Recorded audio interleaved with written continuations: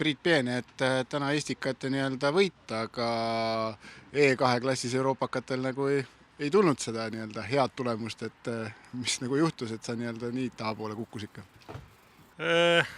Peale esimest ringi ma olin alles seal 5.–6. koha peal, aga siis teine ring Enduro katsel ma suutsin natukene käkerdada nii-öelda iseenda veaga lihtsalt kukkuda ja seal gaasirulli puruks kukkuda ja et eks see sealt, ma arvan, see viga sisse tuli, aga ega ka see, ütleme, see aasta on tööd päris palju ja ega see spordielu on natukene tahaplaanile jäänud, et see ettevalmistus ei ole võib-olla see, mis sooviks, aga siiski päris hästi.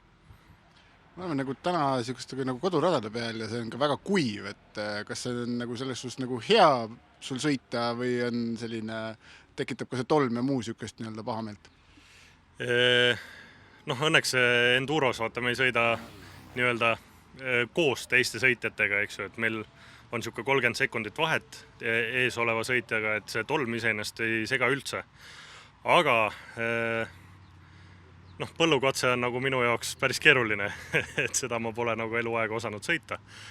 Aga jällegi endurokatse ja siis see ekstreemkatse, mis on nii-öelda puhas liiv, et see on nagu maiuspala, et need nagu väga meeldivad. Te stardisid iga 30 sekundi tagant, et kas nagu mõningad aeglasemad sõitjad ka jäävad tihti ette või sõidetakse vahel teistest ka mööda või sõidetakse sinust ka mööda?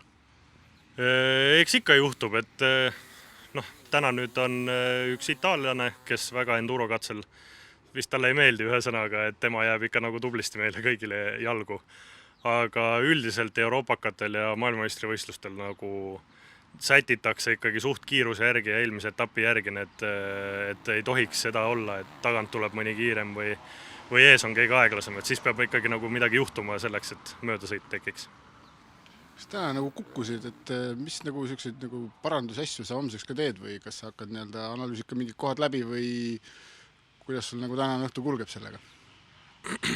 No ikka analüüsin jah, et see kukkumine, ega ma selles suhtes tean juba praegult, et see oli puhtalt iseenda viga, et ma natukene läksin liialt proovima ja võtsin sellises kohas riski, kus ei tohi riskida, eks ju. Ja karistas lihtsalt kohe ära, aga homme tuleb just sellel kohal siis võtta natukene rahulikumalt ja muud kohad nagu siis natukene sujuvamaks saada, et siis tuleb ka see aeg parem. Aga tänud sulle ja edu homseks! Aitäh!